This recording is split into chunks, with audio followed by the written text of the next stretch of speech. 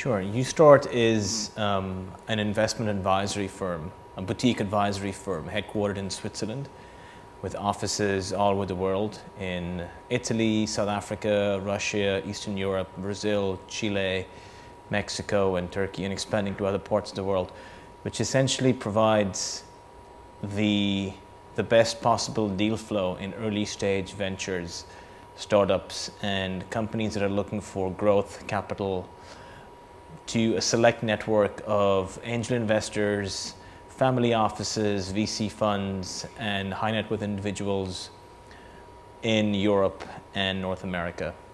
So I run the Africa operations of UStart, and I'm responsible for all the deal flow from the African continent in the startup sector, the early stage venture capital investing sector, covering the technology, biotechnology, manufacturing, essentially any sector that produces innovators and people that have a desire to be actively have their product or service scaled globally and have access to international markets and capital. We work primarily with local entrepreneurial incubators, accelerators, startup aggregators, and venture capital funds, as well as angel groups that provide us access to entrepreneurs that have feasible, sustainable, and readily scalable businesses that are investment ready. What type of people come to you? It varies a lot. You have very interesting and smart entrepreneurs with ideas that are looking for mentorship and advice to take that idea from a concept stage to an implementation stage.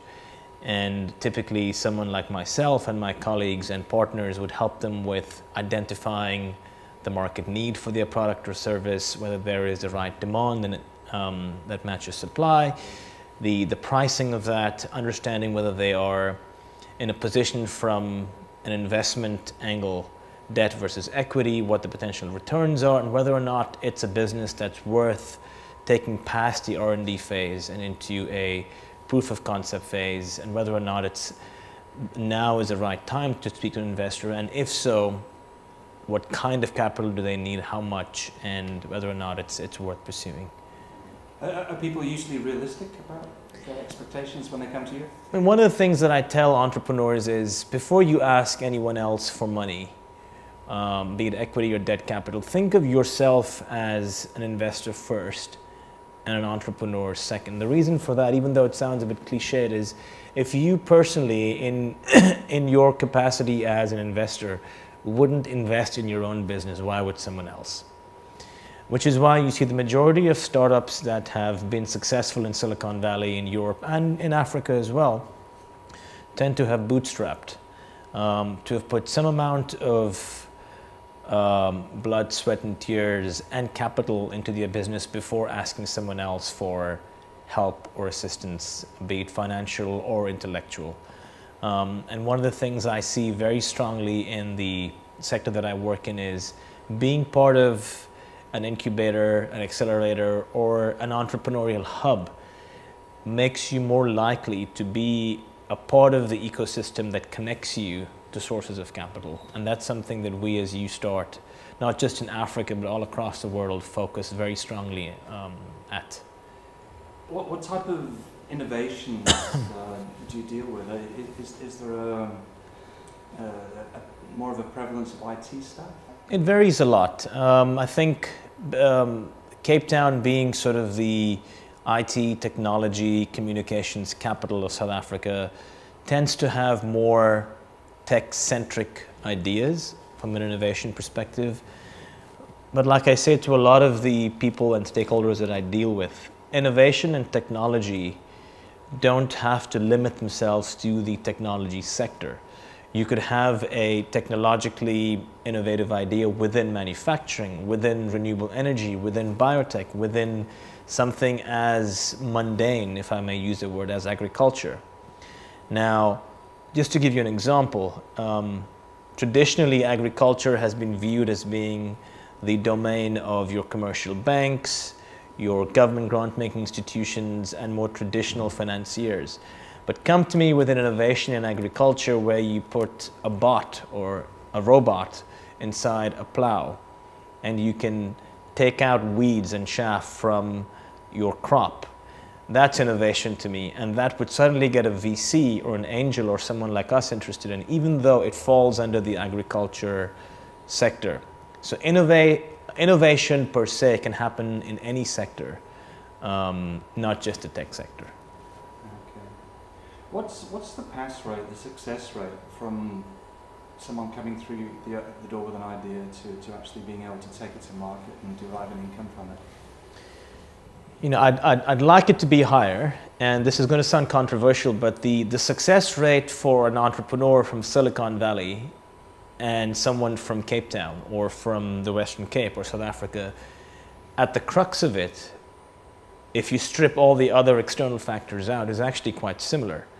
The reason why entrepreneurs in Silicon Valley are perceived to be more successful are because they have the right mentorship, the right advice, the right peers that they surround themselves with to get past the idea stage and approach the people that can connect them to markets, advisors, and capital without having to look foolish, if that's the right word to use. So the success rate in South Africa appears to be low, but it's largely because entrepreneurs sometimes jump on the entrepreneurship bandwagon without knowing whether or not it's the right choice for them.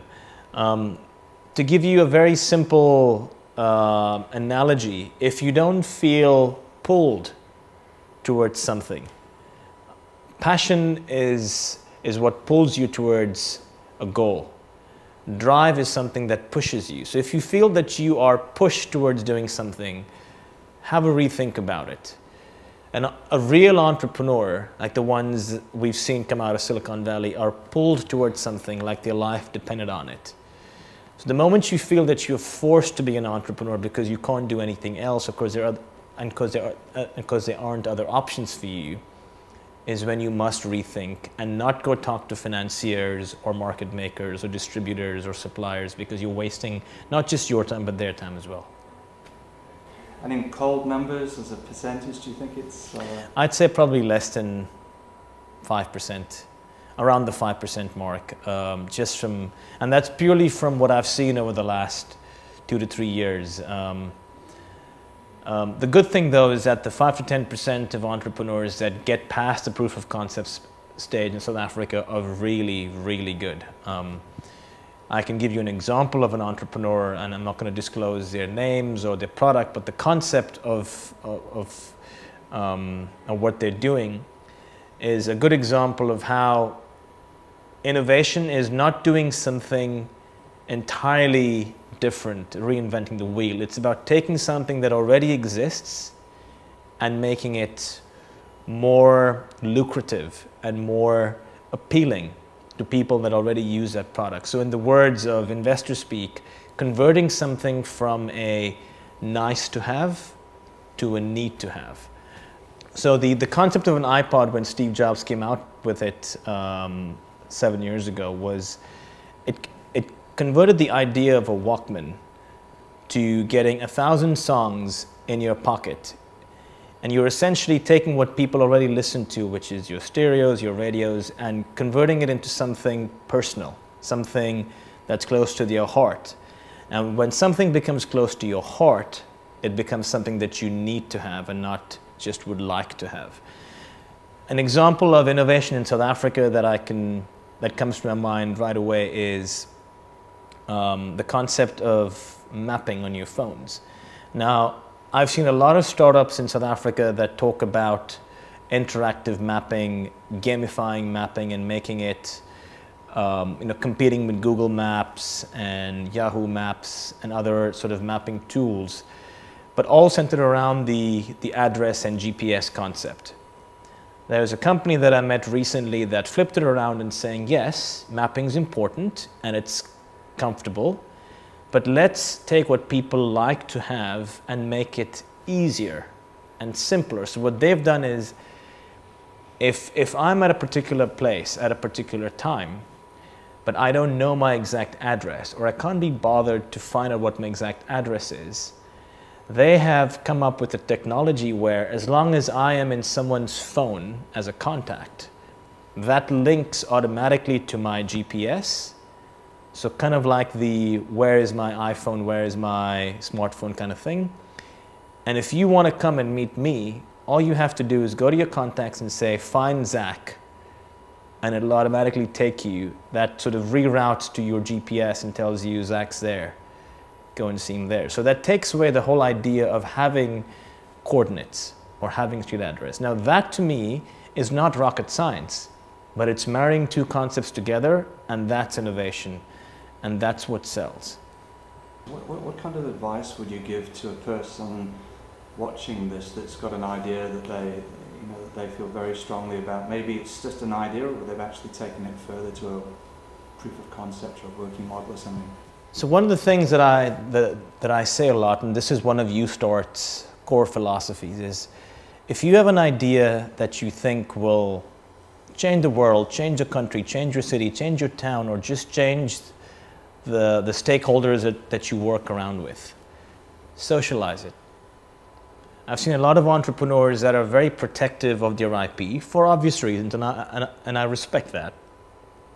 But an idea will remain an idea and nothing else but an idea unless you get the opinion of industry experts, potential financiers, competitors, and partners.